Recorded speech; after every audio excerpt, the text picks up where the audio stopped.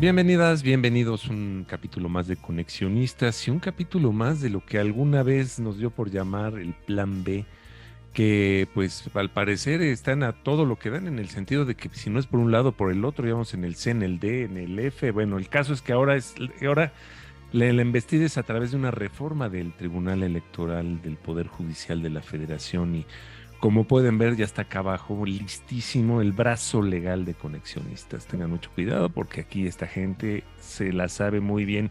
Y vamos con ellos inmediatamente, Claudia Aguilar y Alejandro Envila, ambos abogados, ambos académicos, ambos han participado de alguna forma en los medios. Edgar, ¿cómo estás? Muy buenas tardes. Amigas, amigos de Conexionistas, regreso con ustedes con este tema que ha sido, bueno, no ha sido, es muy controvertido, tiene muchísimas aristas y me parece que yo lo podría resumir como en una lucha, ¿no?, en contra de la simulación.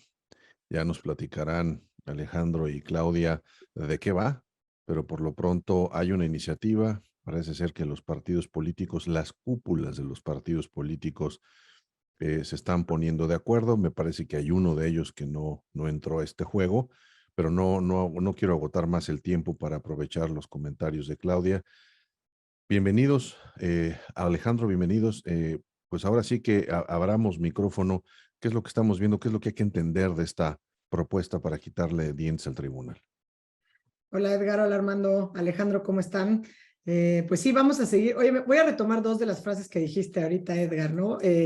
Acabar con la simulación y que te parece que uno de los partidos quedó fuera. Sí, efectivamente, el único que ha estado desde el principio al margen de esta última intentona, porque la verdad es que esta sí, yo la describo como no nada más un acuerdo cupular, sino es un acuerdo patriarcal y cupular, 100%, de todos los partidos políticos, excepto el Movimiento Ciudadano, arropado desde esta falsa idea de vamos a dotar de regularidad y normalidad, digamos, vamos a acuerpar al Tribunal Electoral del Poder Judicial Federal, y cuando claramente implica pues un severo retroceso. Tú decías quitarle dientes, pues sí, me parece que incluso yo diría quitarle lo que se traduce o lo que es su función, ¿no? La función de un tribunal, sobre todo un tribunal en el siglo XXI, que no se limita a ser la boca de la ley, como en algún momento se entendió la función de los jueces, sino justamente ser un verdadero intérprete y dotar de contenido, pues desde luego, a los derechos humanos, a los derechos fundamentales, y hacerlo realidad cuando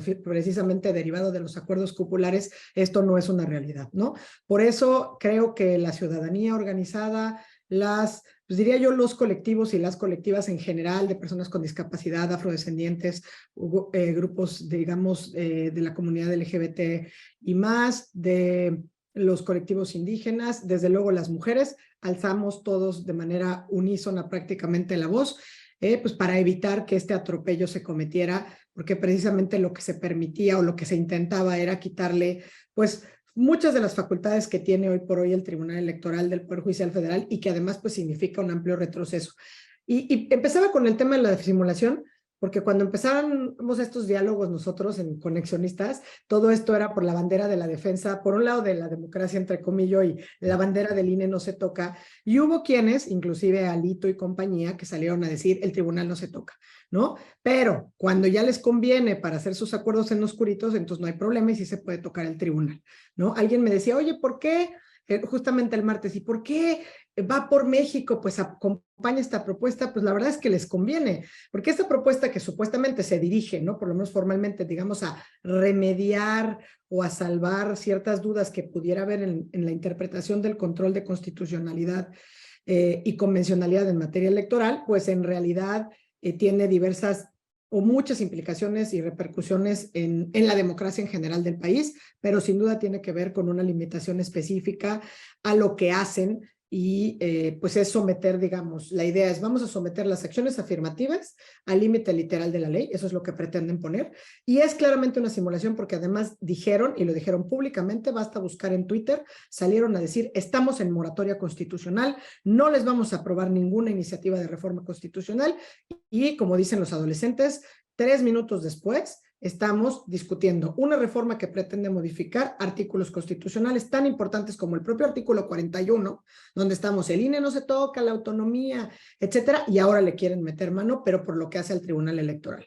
Al 73, que tiene que ver con las facultades específicas del Congreso, del Congreso, el 99 y el 105, que precisamente tiene que ver con controversias y con acciones de inconstitucionalidad. Entonces, me parece que pretender circunscribir la competencia del tribunal, digamos, a competencias o a controversias reguladas únicamente en leyes electorales como lo pretenden hacer, ¿no? Y entonces hay quienes dicen, bueno, formalmente esto puede llegar a ser analizado por la Corte. Sí, o sea, claramente la Corte podría en su caso entonces tener injerencia en temas electorales, pero por algo tenemos una competencia, digamos, por materia de rango constitucional, que fue precisamente el diseño que hicimos, digamos, en esta materia. Pero bueno, no, yo no quiero monopolizar la conversación, me gustaría escuchar lo que quiere decir Alejandro, pero aunque hayan salido a decir hoy, hace unos minutos, todos los dirigentes de los partidos que ya no había o que ya se le había cancelado o que habían dado marcha atrás, en mi opinión no le dieron marcha atrás y lo único que están haciendo es ponerse de acuerdo en lo oscurito para afinar los detalles y que otra vez salga esto planchado, y espero que la ciudadanía pues impida, y estaremos muy al pendientes para que esto no suceda. Gracias, Claudia. A ver, los adolescentes dicen 3 Doritos después, pero bueno, a ver, vamos a la parte importante. Efectivamente, lo que pretendían los partidos era revivir el pacto partidocrático que Morena mató. Que Morena mató cuando ganó las elecciones de calle, cuando arrasó y cuando dijo no necesito de ninguno de los otros para modificar las leyes, para modificar la Constitución en sus primeros, en el primer trienio del sexenio del presidente López Obrador. La oposición se hizo pinole. Primero perdió en las urnas y luego su pobre actuación la hizo perder. Venimos, como dice Claudia, del INE no se toca y el tribunal tampoco, y de repente los partidos que se colgaron del movimiento de la sociedad para defender a las instituciones electorales, y hay que decirlo así, derrotar la intención del presidente y de su partido de destazar al INE, o por lo menos contenerla porque no está derrotada, se suben al tren de Morena para modificar las atribuciones del Tribunal Electoral en 2 vertientes específicas, diría yo. Una, la que Claudia describió, que tiene que ver con los derechos de grupos vulnerables, ¿sí? Y la otra, con la vida interna de los partidos, que también impacta derechos de grupos vulnerables, pero no solo de grupos vulnerables, de cualquier minoría dentro de los partidos. A partir de lo que pretendían, y todavía pretenden, coincido con Claudia, esto no está muerto, aunque ya nos dicen está muerto. Yo de entrada, pues no le quería nada ni a Alito, ni a Marco Cortés. Así. ¿Por qué? Porque se sentaron a pactar una reforma con Morena en contra de su propia moratoria constitucional y en contra de aquello a lo que se habían comprometido con la sociedad. El INE no se toca, eran las instituciones electorales y la estructura electoral vigente en México no se toca. No se toca porque implicaba un retroceso. Destazar al INE implicaba un retroceso. Quitarle dientes, como bien dice Edgar, al Tribunal Electoral implicaba un retroceso evidente. ¿Qué pretendían con esto? Bueno, revivir lo que ya en alguna ocasión, en alguna mesa aquí comentamos. A ver, cuando los partidos políticos se pusieron de acuerdo en tiempo de Felipe Calderón, con el acuerdo del presidente Calderón, y corrieron a todos los consejeros electorales encabezados por Luis Carlos Ugalde en ese tiempo, lo hicieron pactándose entre ellos para esconder una violación a la ley que habían cometido todos. Sobre todos los partidos, el PRD de López Obrador en aquel tiempo, el PAN de Felipe Calderón y el PRI de Roberto Madrazo, los 3 grandes partidos. Todos habían violado el tope de gastos de campaña, contratando sin ton ni son y al por mayor spots que compraban en la televisión. Bueno, para evitar que lo sancionaran, era un rebase de tope de gastos de campaña que hacía palidecer al Pemex Gate y al caso Amigos de Fox. De ese tamaño era.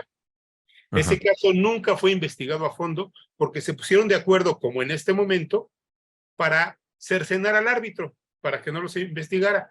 Lo que estaban haciendo los partidos en esta ocasión, a pesar de su moratoria constitucional, a pesar del compromiso de Va por México con la sociedad, a pesar de todos los pesares y todo lo que ya sabemos, era pactar, ponerle límites al tribunal y efectivamente desnaturalizarlo. En el siglo XXI, hablar de un tribunal que solo va a aplicar la ley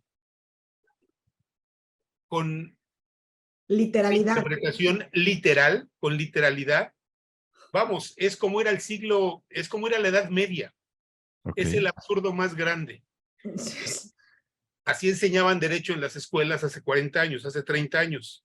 El derecho hoy es diferente. Los tribunales hoy están obligados, además, no solo por la Constitución, por convencionalidad, por los tratados internacionales, están obligados a interpretar la ley y a interpretarla siempre beneficiando los derechos humanos. Esto se lo querían quitar al tribunal. Esto es parte de lo que los partidos se pusieron de acuerdo en el conocido Club de Toby, que ya hemos vivido, para dejar afuera todas las minorías. Es decir, este era un pacto de Alejandro Moreno, de Mario Delgado. Por supuesto que el presidente y el secretario de Gobernación estaban metidos en él, y yo no dudaría tantito que Claudia Sheinbaum y Marcelo Ebrard también, pero Alejandro Moreno, Mario Delgado, y este muchacho de Morelia, ¿cómo se llama? Marco Cortés, el panista. Muchacho. Muchacho moreliano. Este muchacho moreliano, paisano, era un acuerdo para pasar por encima de las minorías. Claro. Era un acuerdo para desjudicializar la política, dicen algunos. A ver, era un acuerdo para autocalificarse ellos. Claro. ¿Ustedes creen que el sistema político mexicano funcionaría con autocalificación como funcionaba en los años 80? Cuando los propios diputados calificaban su elección. No. Ahora, aquí la situación es que el día de hoy se han estado desdiciendo, echando para atrás, que por ahí vi el comunicado del PAN, etcétera. ¿A qué se debe esto? ¿A qué se debe que ya hayan reculado de una forma tan, pues ahora sí, tan espantosa? La verdad es que hubo muchos embates. Bueno, yo diría varias cosas, ¿no? La sociedad civil organizada, ¿no? Y los grupos, sobre todo, digamos, destinatarios de estas acciones afirmativas, comenzando desde luego por las mujeres, en todos los colectivos, en todos los chats, en todos los grupos, hicieron cartas, comunicados, estuvieron hablando con diputados, con parte de integrantes de la Comisión de Puntos Constitucionales, y alzaron la voz, ¿no? Y se hizo muchísimo ruido, pues en las redes, en todas partes, para impedir que esto pasara. Eso es por un lado. Pero creo que por otro lado, que además aquí me gusta lo que están diciendo, o sea, no es una mera especulación es un pacto patriarcal, o sea, son unos cínicos. Basta ir a buscar lo que dijeron. Habían públicamente hecho un compromiso de que se encontraban y se declaraban en moratoria constitucional. Eso lo dijeron ellos, no lo estamos diciendo ni Alejandro, ni Edgar, ni Armando. Y hoy en un comunicado salen, fechado el 13 de abril, suscrito por todos estos, ¿no? Por Mier, por Jorge Romero, por Espinosa Cházaro, por Ignacio por Rubén Moreira, por Carlos Alberto Puente, es decir, por todos, por Fernández Noroña, donde literalmente el segundo párrafo empieza diciendo que desde el 23 de marzo habían firmado una iniciativa constitucional, claro, eufemísticamente diciendo que para cubrir el vacío constitucional y legal de las atribuciones del Tribunal Electoral del Poder Judicial Federal. Que Alejandro y yo no somos unos necios, siempre decimos que hay áreas de oportunidad, y sin duda el Tribunal Electoral, siendo el árbitro del árbitro electoral, tiene también importantes áreas de oportunidad. Ha habido también muchas cosas, despidos, diretes de los magistrados, pero tampoco es el momento, ¿no? Digamos, para discutir esas áreas de oportunidad. Entonces, esa es la primera gran mentira de estos que supuestamente nos están defendiendo de la 4T. Y la segunda gran mentira, que también está contenida en su comunicado del día de hoy, es que dicen que es falso que la iniciativa vulnere o restringe las atribuciones del tribunal. Ellos dicen que es falso. Es falso que sea falso lo que están diciendo, porque nada más hay que revisar lo que dice la iniciativa para decir todo lo que tiene que ver con acciones afirmativas. Y el segundo punto que atinadamente mencionaba Alejandro, que es no meterse en la vida interna de los partidos, son cuestiones que se han ido ganando a punta o a golpe de sentencias en el tribunal, que los ha hecho cumplir. Pero además hay que reconocerlo, el tribunal no actúa de manera oficiosa, lo hemos dicho una y mil veces, como la Corte tampoco. Es porque los partidos políticos violentan las reglas del juego democrático que se dieron en las leyes, que tienen que llegar los asuntos a ser, en primer lugar, en ocasiones revisado por el Instituto Nacional Electoral, y después judicializados, y es cuando interviene, pues, en última instancia, la sala del Tribunal Electoral del Poder Judicial Federal. Pero ejemplos nos sobran para decir, es falso lo que están diciendo.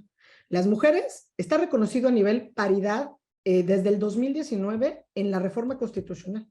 Y tuvo que haber lineamientos que emitiera el INE y una confirmación por parte del Tribunal Electoral para que efectivamente pudieran garantizar los espacios en las gubernaturas. Ese es un solo ejemplo, pero así hay miles. Entonces, tampoco, o sea, la verdad es que no estamos especulando que es un acuerdo cupular. Ellos mismos están confesando en su comunicado del día de hoy que es un acuerdo cupular. Y yo diría que en lugar de estar tranquilos, no pasó hoy, pero lo que tenemos que hacer es comprometernos a que esto no deje de estar en medios, en voces, para que no pase y para que en última instancia, al final del día, si se quiere hacer una gran reforma electoral, esto no sea sino hasta después de las elecciones del 24. No podemos ir a, bueno, sí podemos ir a un proceso electoral el 24 con un tribunal cercenado y con un INE destazado, y ya hemos platicado aquí la clase de proceso electoral que tendríamos. A ver, el tribunal es tan importante como el INE. El tribunal, entre sus atribuciones, califica la elección. El tribunal, entre sus atribuciones, tiene que normar que la vida interna de los partidos sea no perfecta, pero aceptablemente democrática. Que las mayorías, es decir, los Marios Delgado, los Marcos Cortés, los Alejandro Moreno, no aplasten a las minorías, como suele ocurrir al interior de los partidos y como ahora ocurre en la Cámara de Diputados, donde Morena ha aplastado a las minorías y además a la Constitución, haciendo valer su mayoría. El tribunal está para evitar esas cosas. Yo sé que los tribunales pues, no son instituciones populares, son instituciones necesarias. No son populares porque normalmente no son populistas, porque toman decisiones difíciles. Y claro que son perfectibles. Este tribunal es perfectible. Ha habido escándalos en este tribunal. Eso no quiere decir que la manera de perfeccionarlo sea cercenarlo, quitarle los dientes, desnaturalizarlo. Insisto, un tribunal que no tiene capacidad, a la que una iniciativa de ley le quita la capacidad de interpretar las normas y de hacer valer los derechos humanos antes que cualquier otra cosa, antes que los derechos de los partidos, están los derechos humanos. Así está establecida la pirámide de las normas a nivel no solo nacional, internacional, y México forma parte de tratados en ese sentido. Un tribunal al que le quitan esa atribución es un tribunal que se vuelve inconvencional, inconstitucional, inconvencional, que no puede cumplir con sus atribuciones. Vamos, es la fórmula perfecta para una elección desastrosa, como ya habíamos hablado, que el INE destazado era la fórmula perfecta para una tormenta perfecta, decía Edgar. Yo veo algo quizás un poco adicional a lo que ustedes dicen, bien grave, porque hablaba yo al inicio de el tema de la simulación. Me parece que lo que toca aquí es combatirla otra vez, porque esta es una manera de instalar esta simulación, no solamente de que defendíamos una institución y ahora no la defendemos, sino dos cosas. Primero, este arreglo de compadres que sigue existiendo en toda la política y en toda la vida institucional mexicana en donde hay poder. Háblese de empresas, de grupos sociales, y para mi gusto, ¿no? El cáncer está en los partidos políticos. Son los partidos políticos estos responsables en donde este tema de la democracia, de escuchar a sus bases, no existe. Ha sido siempre una simulación y una vez más estamos viendo esto como un claro ejemplo en donde son las cúpulas las que deciden, las cúpulas que acuerdan para mantenerse ellos, para mantener y seguir teniendo ese control. Y a mí me viene la pregunta, ¿no? Pues, en la ciencia política, desde el punto de vista que la veamos, ¿no? Coincide en señalar que no hay democracia sin partidos políticos. Me parece que es el momento de empezar a pensar una tercera vía, porque con estos partidos políticos, con estas decisiones, pues me parece que las oportunidades para caer en estos escenarios y estas tormentas perfectas, pues ellos mismos las van a seguir provocando. Y el segundo punto, otra vez en temas de simulación, esta administración se vanaglorió, ¿no? Este periodo de tener el primer Congreso paritario, en donde ahora sí teníamos, ¿no? Y ahí me preocupa este fenómeno otra vez de simulación, en donde nos estamos dando cuenta que el número y la cuota no dice absolutamente nada. Porque entonces tenemos, ¿no? Que una fuerza que espero, y aquí Claudia, con lo que nos está comentando, es que esta presión de todos estos grupos minoritarios que se están viendo en peligro sea lo suficiente para movilizar y entonces para entender, ¿no?, a todas estas diputadas, ¿no?, que están ahí y a todos estos representantes de grupos minoritarios que están en el Congreso, que o se mueven y votan en contra, porque si no van a ser parte de esta simulación y nos van a ayudar a redefinir este asunto del patriarcado, en donde el asunto del patriarcado ahora resulta que también está, ¿no?, reforzado, apoyado por mujeres, por grupos de mujeres cuya omisión, ¿no?, está justamente colaborando en algo que no queremos que ocurra. Entonces, eh, no sé básicamente hacia dónde se vaya a desenvolver esto, pero yo veo que esa es una excelente oportunidad y más bien me gustaría preguntar a ustedes, digamos, en este contexto de democracia de cuates, de simulación, de apoyar estructuras patriarcales, como sociedad civil, ¿qué otros canales de presión nos podemos imaginar como para hacer llegar esta voz y despertar, ¿no?, a la ciudadanía para que así como salió a defender al INE, hagamos lo propio para defender esto? Claro. 2 minutos, por favor, cada uno. Pues sin duda, yo te diría, no nos podemos confiar, la presión, la exigencia y la lucha tiene que ser constante. Ha habido un llamado fuerte, lo decías muy bien, a las diputadas, o sea, y se les ha dicho casi con eslogan, si podemos volverlo hasta un hashtag, o sea, sin interpretación no hay paridad, o sea, sin interpretación no hay democracia efectiva, sin interpretación no hay justicia constitucional del siglo XXI.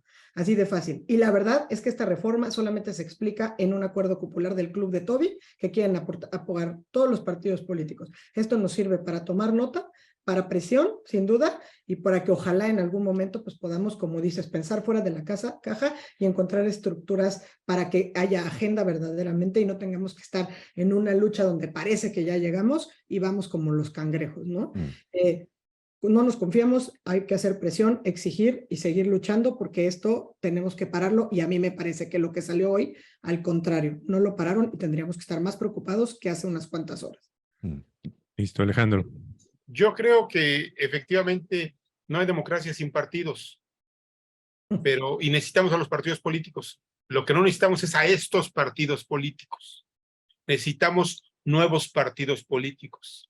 Necesitamos modificar la ley para que sea menos complicado hacer partidos políticos. Mucha gente se queja de que hay muchos partidos políticos, tantos como sea necesario. Eso también se debería renovar. Quien no permite nuevos partidos políticos son estos partidos políticos. Sí necesitamos formas de organización para competir por el poder de manera civilizada y no en una guerra civil. Esas formas de organización, esas instituciones, les llamamos partidos políticos. Lo que no necesitamos son estos remedos de partidos políticos. Y aquí voy a hablar de los tres grandotes, Bueno, el grandote y los dos medianos, porque ya no son tres grandotes. El PRD es un partido en extinción, pero Morena, el PRI y el PAN quedaron muy, muy mal. Volvieron a traicionar a la sociedad, particularmente el PRI, el PAN y el PRD, que estaban supuestamente en moratoria constitucional. Y bueno, a mí no me gusta particularmente el Movimiento Ciudadano, pero tengo que reconocerle que Dante Delgado ha sido suficientemente sagaz, y yo, a ver, lo he dicho aquí públicamente, yo no le creo a Dante, pero ha sido suficientemente sagaz para diferenciarse de esto, porque creo que ve que estos no tienen remedio, y que finalmente, más temprano que tarde, no en el 24, pero si sigue por ese camino, Movimiento Ciudadano podría convertirse en el partido que se beneficie de toda la decepción de lo que han hecho Morena como gobierno, el PRI y el PAN como gobierno. El PRD, pues el PRD a ver si llega después del 24, no sé si tenga futuro. Y lo que han hecho como oposición también, ¿no? Claro. También La como decepción oposición. de su papel Tienes como razón, oposición. tienes razón. Perfecto. Estoy de acuerdo con ustedes. Muy bien. Pues muchas gracias. El tiempo para variar ya nos comió, pero pues creo que llegamos al límite de todo lo que queríamos y íbamos a decir. Muy pendientes vamos a estar porque esto no se acaba. Ahora sí que como dicen los del béisbol, hasta que se acaba, ¿no? Alejandro, muchas gracias. Armando, muchas gracias. Me encuentran en Twitter en @enVilaFisher. Claudia, muchas gracias.